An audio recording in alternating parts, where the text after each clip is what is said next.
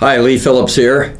Yeah, I'm still a lawyer, and I've dealt with, I'm going to say, business structuring, estate planning, taxes, that sort of thing for 40 years. I got my congratulations from the bar the other day. It's been 40 years. Can't believe that. But at any rate, what do you do when a family member becomes incompetent? They cannot handle their own legal affairs. Mom's giving away money all the time. We need to block her from getting into the bank account. She's not paying the bills. Dad's nuts. What do you do? Well, you need to prepare for this in advance, because if you think about it after the fact, it's tough. You've got to go to court. You've got to get a guardian. That's the guy who takes care of the person's body. You've got to get a guardian, and you've got to get a conservator appointed. The conservator is the guy who takes care of the money. And they're usually the same guy, but they don't need to be the same guy.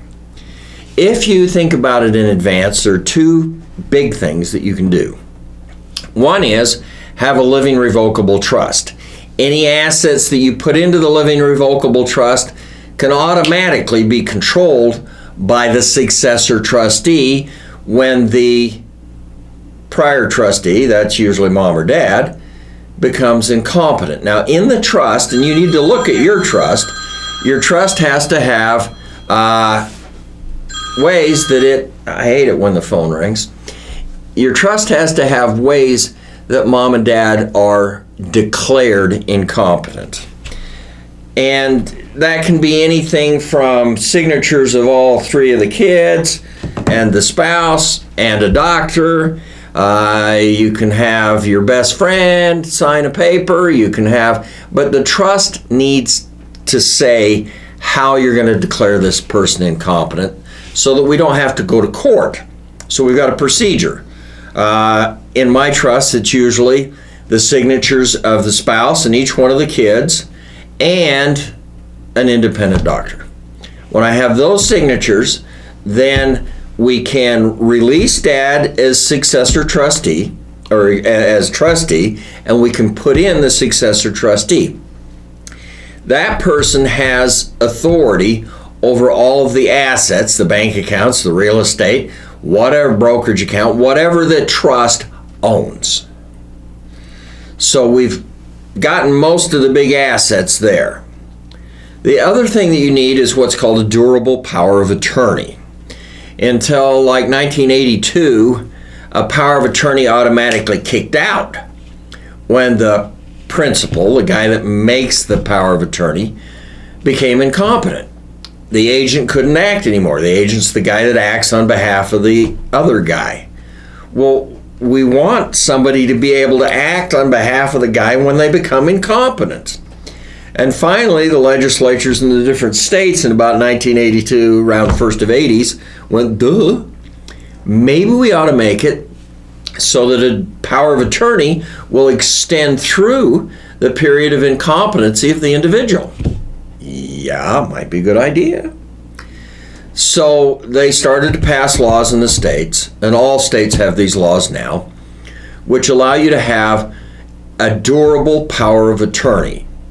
It endures, and in Canada it's called an enduring power of attorney. It endures through the period of incompetency. So it works pretty good.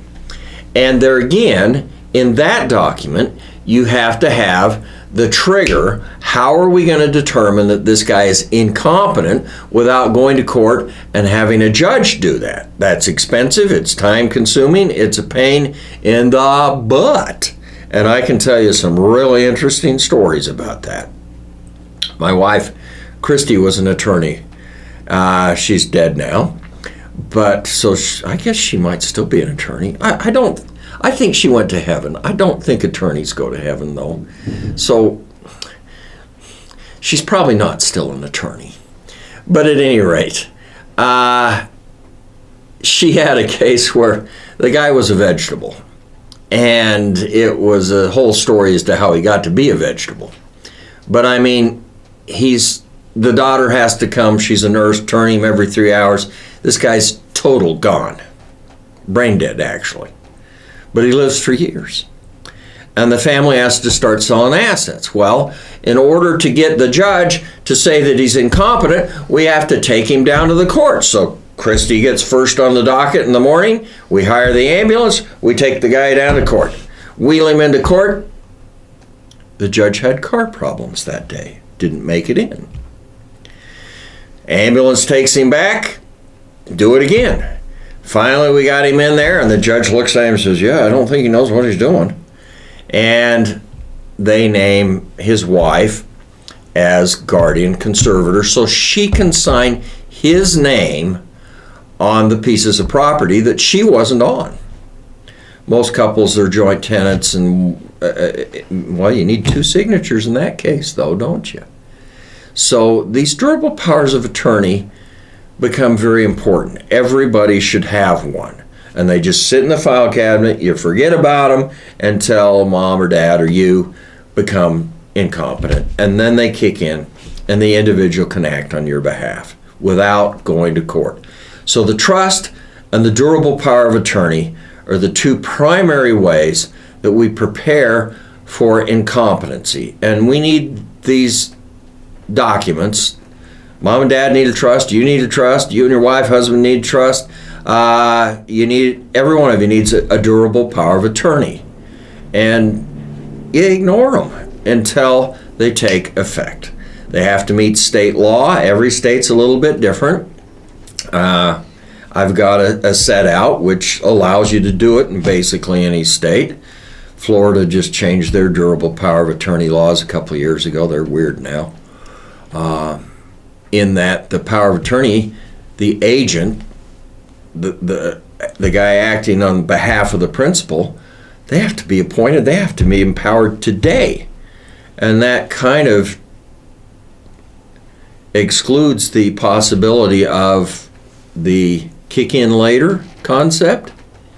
So, it's okay. Just get these documents in place for your family.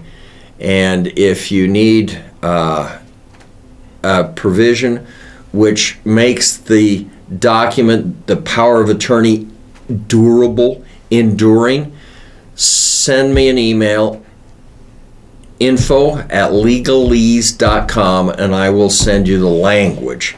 You need to look for that language or similar language in your own power of attorney. It's probably there, but let's make sure it's there, okay? And these are just important documents. Now, don't forget to subscribe and give us a like, but we do these pretty routinely, and you'll get a little notice in the mail, email, whatever, the ding on your phone, however it does it. I'm not technically savvy. And you'll be notified when we do a new YouTube video on taxes, estate planning, business structuring. We do kind of a broad focus on these. Hey, thank you. Lee Phillips talking about what you do when somebody's incompetent. Dad goes nuts.